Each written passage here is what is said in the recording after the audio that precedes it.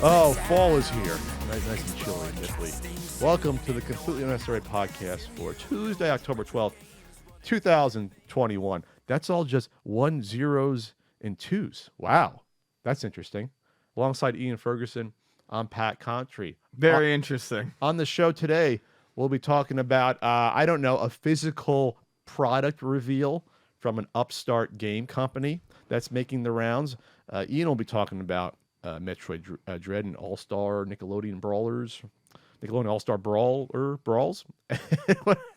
The state of retro game collecting 2021 and more fun. We're always having fun. Ian, how was your weekend? My weekend was fantastic, Patrick. Fantastic. It was fantastic. It was mine and Vonnie's anniversary. Aw. Yeah, we've been together Lovebirds. 12 years, 7 of those married.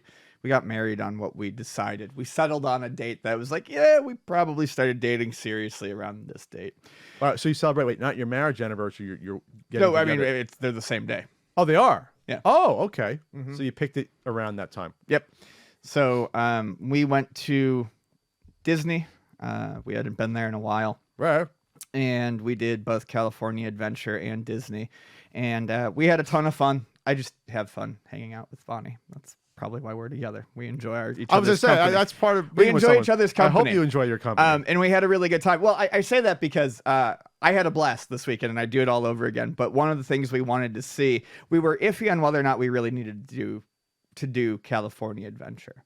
And we did it because that's where they just added they call it the new Avengers Campus. So people, I mean, if you probably know how Disney works, Disney parks are generally divided into like Universal Sections. Studios does Yeah. the same thing. They divide them into small little theme sections. So you get like Tomorrowland and Frontierland. There's, Galaxy's Edge in Disneyland, which Sure. is Star Wars. In California Adventure, they have them divided up. There's Pixar Pier, and the new one, the Avengers Campus, opened sometime earlier this year. And I think I might have talked a little bit about it when Galaxy's Edge opened. I'm not a Star Wars fan. I'm probably more interested in Marvel properties, I guess, than I am Star Wars. But I'm really kind of cool on both of them these days. Sure. But I loved the Star Wars Galaxy Edge area when I visited it because it's just a cool place to walk around. The theming, the buildings, the sets essentially were very, very cool to see. Avengers Campus just felt like a very cynical money grab to me. There's one ride. And the lines were so big and it went down for half the day that we didn't even get on it. We were in a virtual queue. But it looks like what a lot of these new rides are, probably similar to the Star Wars ride in Galaxy's Edge, where it's kind of like a video game meets like a sort of a ride. And I'm not like super interested in those. But even if it was the greatest ride ever, you walk through Avengers Campus and it's a lot of places where you can buy stuff. You can buy a Star Wars robot droid. You can buy food from Pym's, test kitchen laboratory, which we ate at. It's weird. That's literally the name of the place you eat Pym's at? test kitchen. Yeah. That sounds horrible. I actually thought Pym's test kitchen was fun. Was there like vials everywhere? Yeah, it's Was kind of like ketchup, themed like ketchup's that. in a potion vial or something? It looks like a test kitchen, but there's That's just so weird. My point is, That's forced. I'm sorry. there's not a lot to do there. I mean, how do you make Avengers like their headquarters like a theme? Like it's Right. So it was kind of weird. so There wasn't weird. a lot to do there. The constantly blaring dun dun dun dun Oh dun my dun. God. They had the Avengers theme? dun. Oh, God. Yeah, Marvel music was like did you see the robot animatronic Spider-Man that swings around? no. I mean, it's not a human because it looks like a person. Though, Yeah, that I know swings there's around. one. We didn't see him.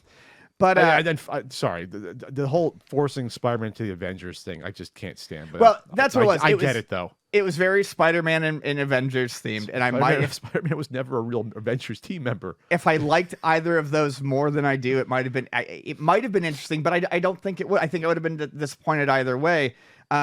There's just nothing to do. And I guess my point is, unlike the Star Wars Galaxy's Edge, which looks like a Star Wars set, Sure. this literally looks like a campus. It looks like a fucking college. I mean, it just... And it's like the Avengers, they just like sleep there. Like that's not where they do shit. Like they go out and fight people. They don't hang out there all the time.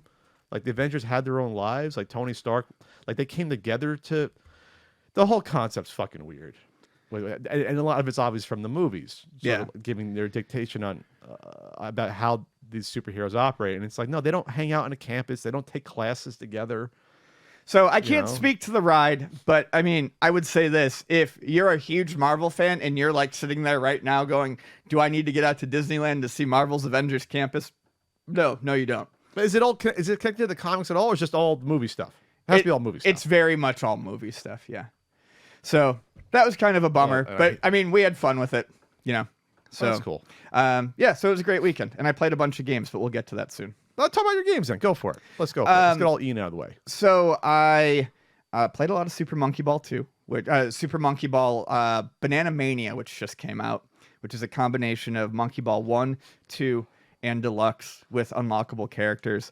And it's a really nice package. My main problem with it is that it adds all these neat bonus characters you can play as, like Kiryu from Yakuza, Sonic and Tails, but you can only play them in the main game. You can't play them in any of the mini games, and I don't know why. It doesn't make any sense to me. They don't have different stats or anything like that.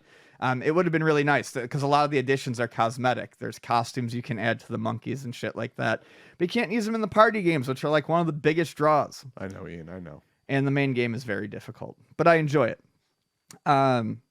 Of the bigger stuff that came out this recently, Vani got Metroid Dread. Big stuff. Did you like it? Yes. She only really got to play it for a night, but she made it through, I think, the first main section of the game. And a couple things I want to say. Sound design is fantastic. Like, just immaculate sound design. And good effects, creepy. Yeah, very creepy effects. Great like sound effects for like Adam, the computer's voice. Just the background ambiance is really good. I enjoyed just listening to it. I complained when the game was first shown that I thought it looked too clean and I didn't like the look of it. I still think it kind of falls into that too clean category, but I do like after watching the game in motion and kind of seeing like a whole chunk of the world come together as Vani explored it, I really do like the look of it. The big thing that I think is dividing people is the EMMI robots, which are basically like these pseudo sort of indestructible security robots that chase Samus around. The main foe of the game. Foes, but that's what they kind of showed in the the trailers. And there's some people out there complaining that it's too hard. And I can understand that, maybe getting frustrated, but Vani can get frustrated at difficult games very easy. And she just found it fun. She kept restarting. There was a section she had to redo like 12 times, but like she kept opening the map and, like trying to plot out a path through the area and like just accepting it as part of a game. She's been having a lot of fun with it. And one of the nice things is, unlike a lot of Metroidvanias, there's not a lot of backtracking to a previous save spot. Okay. It seems like if you die at one of those Emmy zones, because they're separated into like zones where you can kind of tell where they are, it looks like it starts you right back outside that area. So you can just kind of try again. So it looks like there is some sort of concession to this newfound difficulty. I think overall people have been pretty impressed with it. And I'm happy. I'm happy that they finally got an entry in this series that people seem to be enjoying. Maybe I will play it at some point. I've just got a lot on my plate, and when Vani told me she was interested in Dread, I was like, what, I'm just gonna watch you play Dread. I don't like Let's Plays unless they're Vani plays. And then we got a code from Steve from I-95 Creative sent you a Nickelodeon All-Star Brawl code. Thank you, Steve, for that code. So I've been kind of looking forward to this because early on there was talk about the online having rollback netcode, which made it sound like the developers were taking the game pretty seriously. And they have. I said something online the other day. So my big problem with this game is there is zero voice acting whatsoever. There are no voices for any of the characters. That's weird. That's a weird decision. And I don't think it was a decision. It was we don't want to pay the money. They have to pay extra to get voice samples? Yeah, they'd probably have to pay the voice actors. I don't know what what the rights are, but I'm assuming there's lots of weird licensing rights in there. You don't think they could have got just samples from existing like episodes, what have you? They still have to pay the actors. They didn't want to. What I want to make clear here is all of the complaints I have are mainly revolve around a lack of content and no voice samples, and I don't think that's the development team's fault at all. I think that's absolutely 100% a budget concern. And I really wish that Nickelodeon would realize that there are people who want to buy this and want to support it, and making it seem like an actual full-fledged AAA release is going to do nothing but help them. Sure. Having all of these budget, it looks like a budget video game, sounds like a budget video game because none of these characters talk, but it doesn't really feel like one. The game actually plays very well. I really enjoyed the gameplay on it. And when I posted to Twitter originally talking about it, I hadn't put as much time in, but I kept playing. I kept playing with different characters, and the game's fucking fun. It is. It's a good time, and the roster is interesting. It's obviously missing some stuff that I would like. Again, it comes down to licensing and rights. But I really do want to commend the team for making something that plays very well. If you like Smash Brothers, it's a little different, a lot the same. And I think that, there's something here for people to play, especially if you want a good online experience. I played a bunch of online games, and I had no connection problems at all. Who's your main on? Who's you like? I've been using Toph from Avatar, and April from Turtles, and SpongeBob, because I love SpongeBob. Who doesn't like SpongeBob? SpongeBob is adorable. He's a wonderful little guy. Is Patrick in the game? Patrick's in the game. So, I mean, I like Patrick. I don't want to tell people not to get it because it's fun, but just know what you're getting into. I realized that with video game characters, like especially Nintendo game characters that normally don't have a lot of dialogue, you would notice if there was no voices there. But I honestly don't even think it would be as big of a deal as it is with something like this, because these are cartoon characters. Them all the time, yeah. 50 to 60, like 50% of what you relate to them or know about them is their voices and their catchphrases. It's more important. Yeah, it's way more important. To have Ren and Stimpy fight without hearing them say something catchy would to be have weird. SpongeBob fight without any, like, no giggles, no, or something, yeah, I mean, or something. Even just a grunt or like something. It's fucking strange. Oh no! So there's my SpongeBob. It's a good game, and like I said, the developers, hats off to you for like really putting some effort into it. It's fun. But yeah, I would love to see some sort of like post-launch support. Yeah, made it successful enough they can put sound in, like more voices. That's weird. Someone said that the game's been data mined though, and there are additional characters supposed to be coming. Tommy Pickles is one of them. Supposedly Rocco was in the data mine, which would be really, really cool.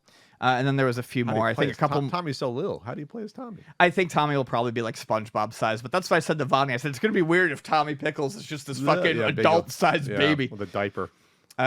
So yeah, I don't know. That's my thought on it. It's fun. You gotta get Doug in there. Doug, well, I mean, I know they don't have the rights to him anymore. Yeah, it was Disney, but still, figure it out. Yeah, figure it out. Put Quailman in there. This could be like the TV equivalent of what Smash Brothers became, like a celebration of all the TV cartoon. You know what I mean, for kids. Like that'd be a fantastic thing. Direction if they went in there. So I'm positive on it, but 7 out of 10. 7 out of 10. 7 out of 10. You give me some voices in there. Solid 7. I'll bump that up to an 8. Okay. Yeah. Okay. Real quick, I got to thank Replicate for sending me their 1942/43 arcade cabinet right here. Has the wood grain on it. It even comes with a little extra controller. These are well put together. Thanks to them. It's a limited edition. I didn't realize that. I think they're all technically limited editions. So, thanks so much for that. Ian likes the Replicates, obviously. I love the Dragon's Lair one that a listener sent me. It's so fucking cool. Then I was at Too Many Games in Pennsylvania. That was an experience. 3 days. Thanks to everyone that came out there. And we'll talk more about sort of like the remnants of Too Many Games in a later topic, because it was shocking to see the state of retro games there, we'll just say. But it was a great event. Everyone was masked up. I felt safe being there. It was fine. I'm sure most people in Pennsylvania are vaccinated by now. It's like up to almost 70% fully vaccinated, I believe, in the state. It's getting up there. But it was full. Friday was really full. Saturday and Sunday. I sold a lot of books, sold a bunch of CU podcast pins. 8 or 9 people asked me for RBI baseball stickers. I forgot to bring RBI baseball stickers. I'm sorry out there. I got some of those RBI baseball. I said, no, that's the one thing I forgot. I knew I forgot something in the back of my head. Double fisting over here. And it was that. But it was good to see some of the vendors I'd seen in the past. Real quick, there's a GoFundMe for Forgotten Freshness, who are unfortunately robbed at the event, cash stolen. And Frank from Forgotten Fresh is one of the nicest dealers of games I've ever met. At Yeah, these super conventions. nice guy. Love the dude. So they have a GoFundMe going out. You can just search for Forgotten Freshness when you go on GoFundMe. It'll come up, and anything you can do to support them would be appreciated. They were robbed of $30,000. Fuck. So Fuck. that's devastating. But we're gonna rally together and help them out. I hope those scumbags fall into a fucking hole.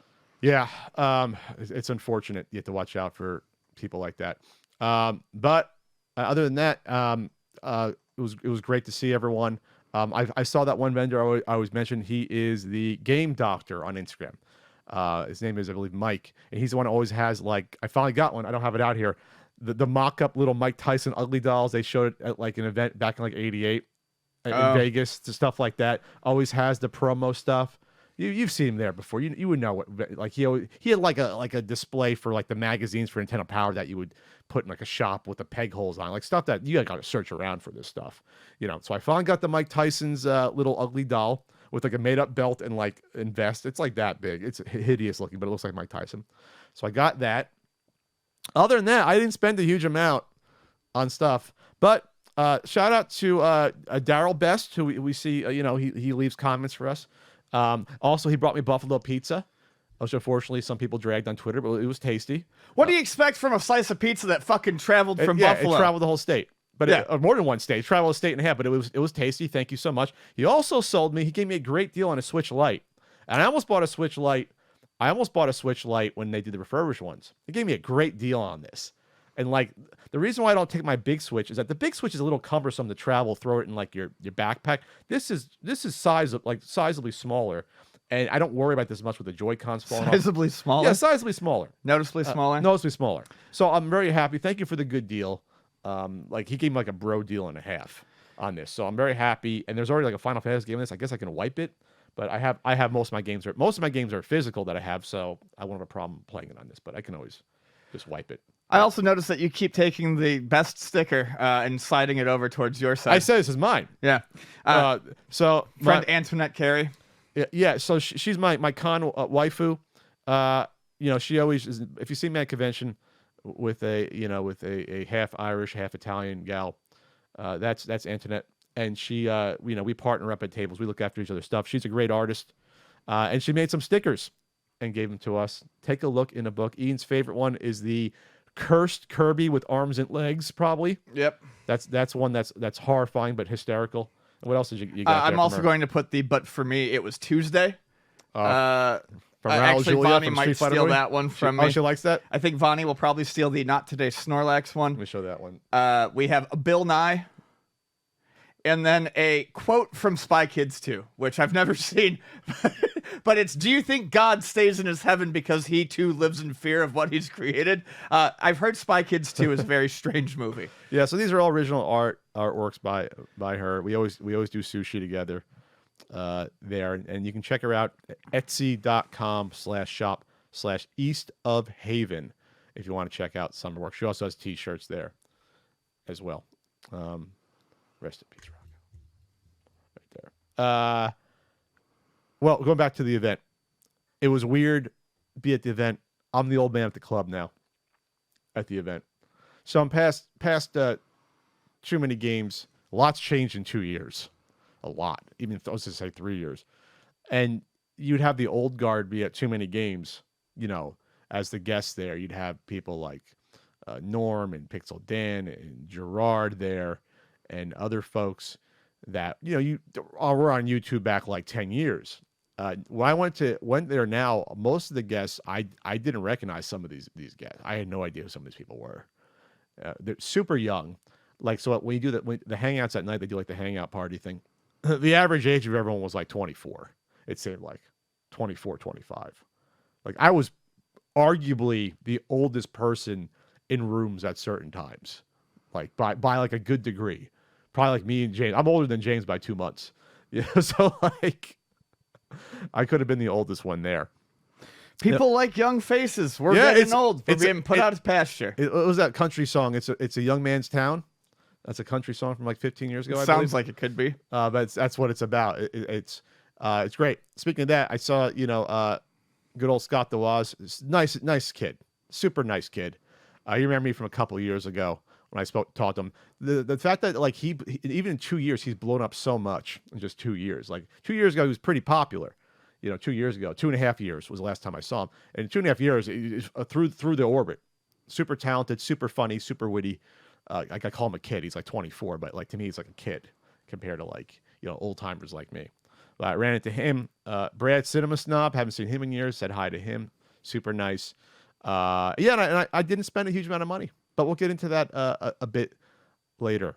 But you can spend a lot of money at ultimatenintendo.com if you want. Oh, shit! You can get those RBI baseball stickers that I forgot to get it. I forgot to get there. You can get the SNES Super Nintendo Guidebook, the DVDs not for resale, and the CU podcast pins, which we sold a bunch of at Too Many Games. And I'm going to be back on Twitch tomorrow, Wednesday, twitch.tv/country code. And I'm going to be at Retropalooza October 23rd and 24th. That's like a week and a half away already. I have no rest for the weary, right? Let me just say this. This event, all these events take something out of me. But I needed a warm up to this event. By Saturday afternoon, I was like out of it. This is a Friday, Saturday, Sunday event. Too Many Games it was. I was out of it by Saturday afternoon. Ian knows how much this takes out of you. But I was like, whoa, I feel older.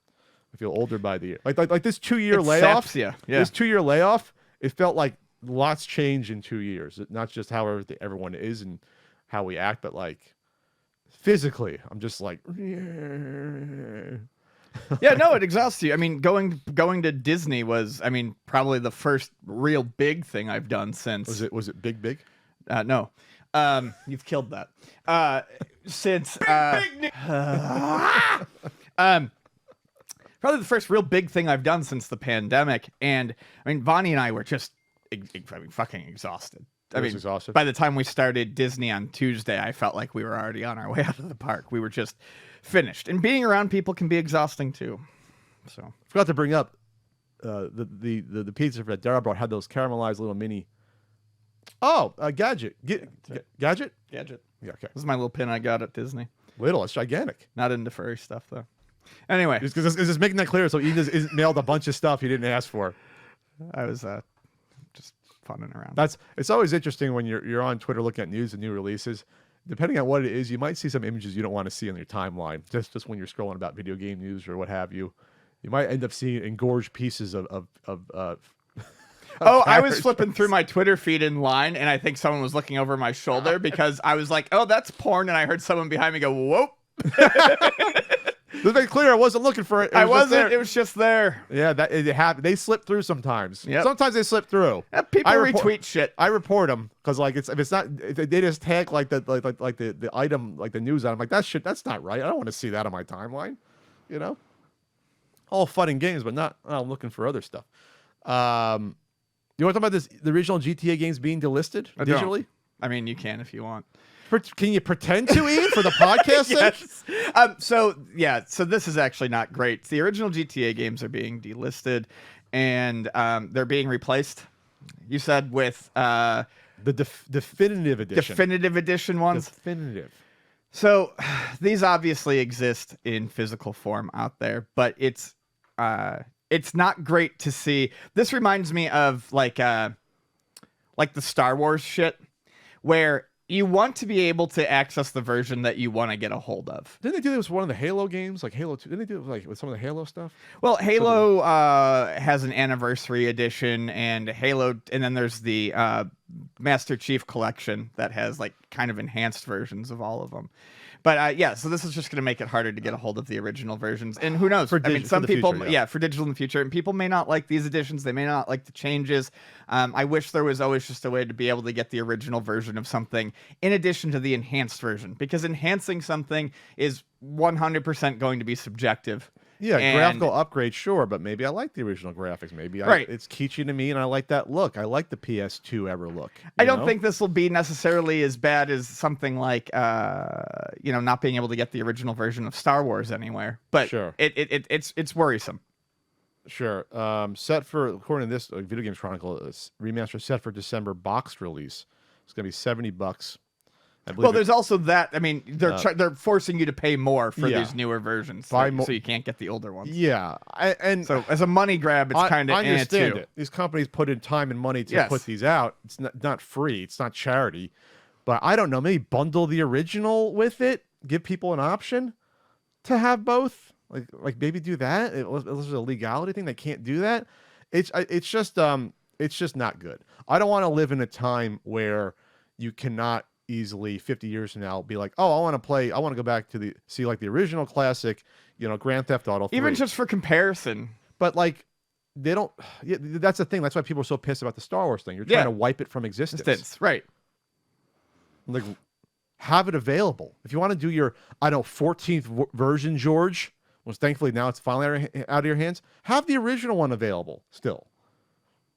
Like it'd be like all the awful recoloring of the old movies that Turner tried to do and try to get rid of the original black and whites. Like, okay, you want to do the awful coloring, which thankfully almost everyone was up in arms about because it looks at like the time. shit. It's like that's not how they were shot.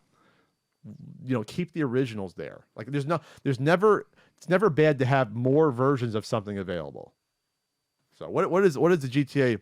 What does it cost to get the older ones? Like $20-$30? What does it cost? I gotta look that up. But yeah, not 70. I'm guessing. Right. For that. All right. Well, there you go. At least we get a GTA on Switch, right? We get a new GTA on Switch. I predicted. That's interesting.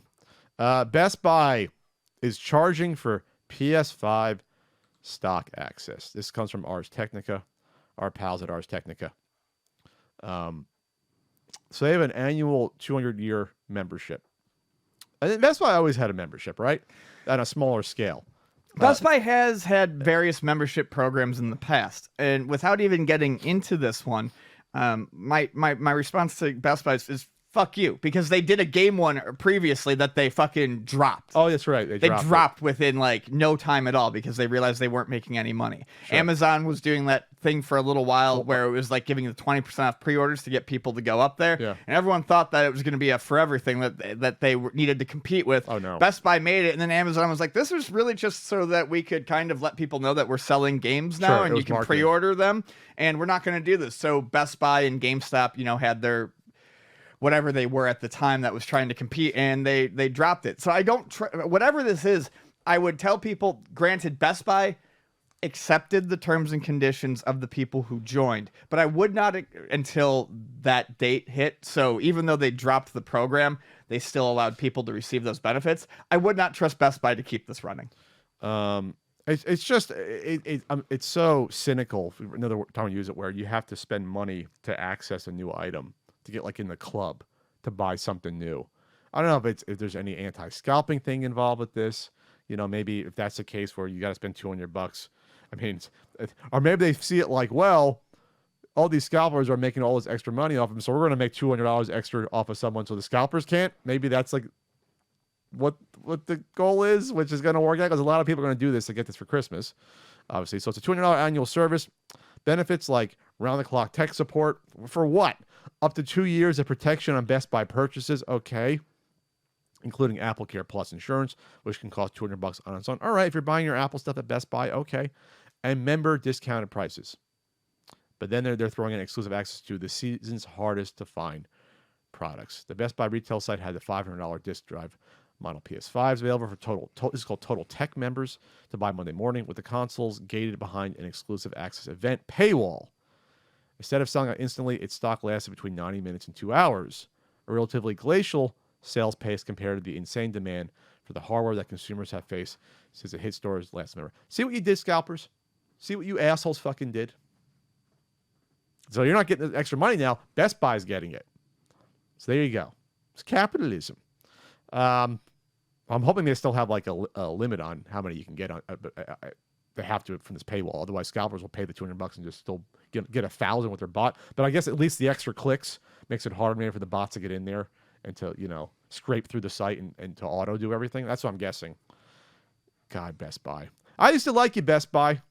You used to be my go-to. I used to prefer you over Circuit City back in the day in those wars that you had. I used to go to you for sometimes for Black Friday events. I used to go there. I used to shop you.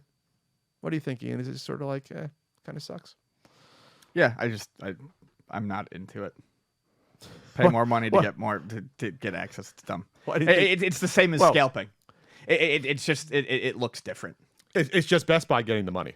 Yeah, it just Which I guess is better. I mean, because you might be paying less overall, and you're going to be guaranteed a product from them. Not a scalper, who the fuck knows what happens. yeah. But if at the end, if I need to pay $700 to get that under the tree, it costs me $700. They're scalping their own shit. but maybe there'll be other items. I can't put a positive spin on it. It sucks. Yeah, it's dumb. What's good though is Evercade's update just got Update. is out there. New OS update, new features, and I saw like they added some nice little features with more game descriptions. There's like overlays when you're playing, which are like a nice graphical overlays. And the one big thing that was missing, controller mapping, is now there, and that's it. That's all I thought was missing. And that's coming to the handheld as well. Yeah, that's fantastic. And there's a bunch of other stuff there. It looked like this is a major overhaul of it. Yeah, the UI looks pretty slick. So that's good. And unfortunately, the verses, there's a slight delay on that. So if I remember correctly what I read, or if I'm interpreting correctly, there is going to be a delay of about 2 months getting it to the US because of shipping. So I think the US and Canada is supposed to expect a 2-month delay. It's a bummer, but I always try to justify why I'm okay with some delays and why I'm not okay with others. This one is a product that is clearly coming out. They've already posted pictures of the system. This is more of a shipping thing. In boxes, wrapped, ready to go on pallets. They have it. It's done. It's not, a pie in the sky idea. It's actually coming. But yeah, that is a bummer for people, especially who wanted it for Christmas, but there's only so much they can do with shipping right now. They said Blaze Entertainment's managing director, Andrew Byatt, pointed to increased pressure that has affected lorry freight congestion at ports and shipping lines that get stock around the world. Yeah, literally, like there was an article I saw about like ports outside of LA. There's like 100 ships waiting to get in. Like there's not enough workers to offload the stuff. So like, yeah, the stuff's gotten produced. It's just on ships, so you can't do much about that. So it looks like December for Europe, and then it looks like, January, November European, and then an estimate release between December 8th and 17th for European stock, and then it was originally planned for early November, so that's pushed back a month, and then an extra month. January 14th is the current plan for U.S. and Canada. So there you go. It's going to get there. They soldered them all together. Or they produced them. They went the production line. They all went down the conveyor belt in the boxes. They're there. I want to talk about this other Metroid Dread little thing real quick. So Kotaku found themselves in some hot water. Not shocking. Again this past week. I think there was a lot of pearl clutching on both sides, but I do see where some people were coming from on this. So they ran an article called "Metroid Dread is already running on Switch emulators." Subhead is only days after release, the latest entry. Nintendo's classic franchise is running in 4K using an emulator. I did not read the original version of the article. I'm going to jump real quick to the end where they talk about an update. They said an earlier version of the story was understood by many readers to be a direct suggestion to illegally download this just released game. I have not read that version. I don't know what it said. The version that's up here does not really suggest that. However, here's my statement on this. Statement. Emulation in general. I'm 100% for emulation. Love emulation. Love emulators, love ROMs. Extremely important to, and this is key, preservation of games. And yes, as I've said before, and this is an instance where Pat and I slightly disagree. If you don't have something out there, if I like to support creators, especially if the original creator is going to be supported by what I am purchasing. If you have a way for me to buy something from you, whether it be a movie, music, a game, I am almost 100% guaranteed going to give you the cash for it, music, etc. If you do not give me a way to purchase it from you, I am going to go find it. That's what I'm going to do. I'm going to go find it. It's out there. Wait, what do we disagree on there? I believe in access. You don't. No, I don't think access is like the right of every person constantly over every iteration of hardware. Whereas I kind of do. I will say this, though. The Kotaku article, timing-wise, optically, is really fucking bad. and really stupid. Just stupid to run it and not expect a backlash. They talk about how they think their readers are adults. Yes, but what you are also doing here, which is where a lot of this backlash is coming from, is you are talking about a game that just came out in a series that has not had an entry in 15 years, 16 years, 14, whatever. It's been a long time. Maybe 10 whenever Metroid Other M came out. It's been a while. People have fought for it, and to immediately talk about emulating it after it comes out is kind of a slap in the face to developers, I think, who worked very hard on it. Like I said, I am very much for supporting developers. If you are a Metroid fan and you want Metroid games to continue, and this is just what it comes down to, and I saw Mike Drucker, who I think is very funny on Twitter, said the same thing, and even he got backlash from it. But it's the truth. At the end of the day, if you want more Metroid games, you got to buy them. Yeah. And you got to look like you're excited about them. Talking about emulation, emulating it 2 days after it came out, I don't care if it's in 4K. I don't care if you're upset that Nintendo hasn't released a pro system. Support the developers of the game. Support them. I have to point out this article is by Zach Zwiesen, who also did the great Miko article, running it down about a month ago. So my main takeaway is this. He's written some good articles. I just think the timing on this is real fucking poor. My takeaway is this. Who are you servicing by writing this article like this? This game just comes out. People were wanting a Metroid like this. Like how do you benefit the readers, your readership, by telling them it's already running on Switch emulators? It would be like a movie news site telling everyone where to get the pirated movie, the new James Bond movie just came out. Like that's like, or I mean, not even that, but a movie site just reminding people, hey, by the way, Pirate Bay exists. Yeah, it's just like, what business do you want to be in at that point? Like, are you in the business of your readership pirating brand new? This isn't pirating stuff like 20 years ago. I have no problem with. You want to emulate something from the Genesis or from whatever, from TurboGrafx, go for it. But like, this is brand new.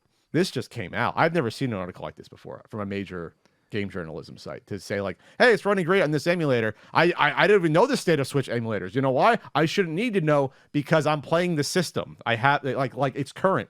Like, this is something you might worry about, 20 years later, right? 15 years later. Right. Like this shouldn't be a top priority, at least right now. Like, it's just a weird angle to me.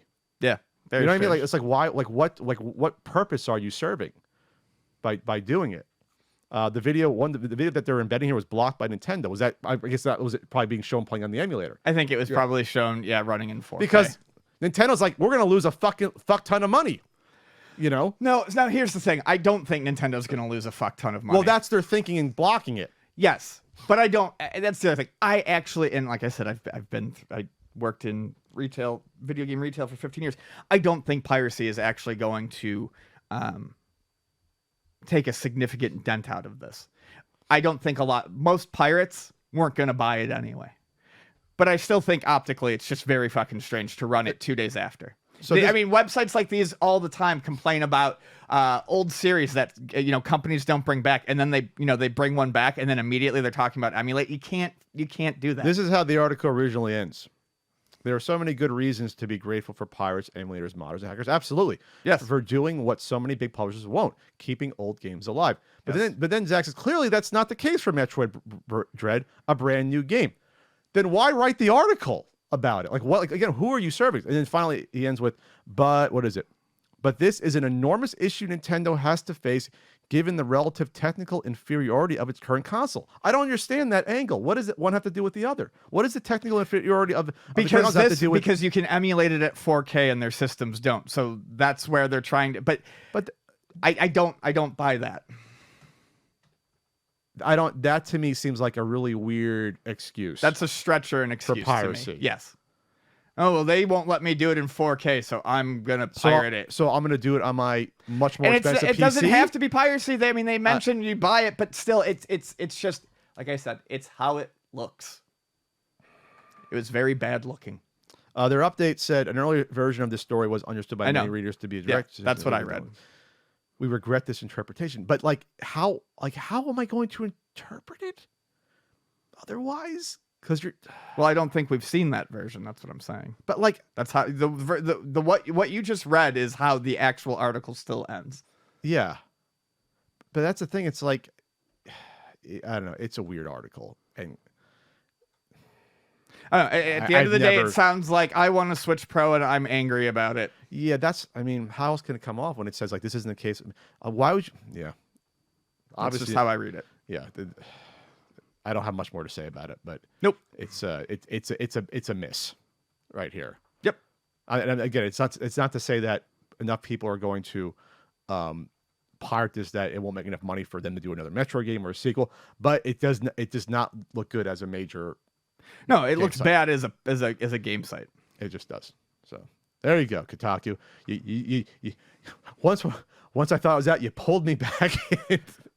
We win one, we lose one. We win one, we lose one.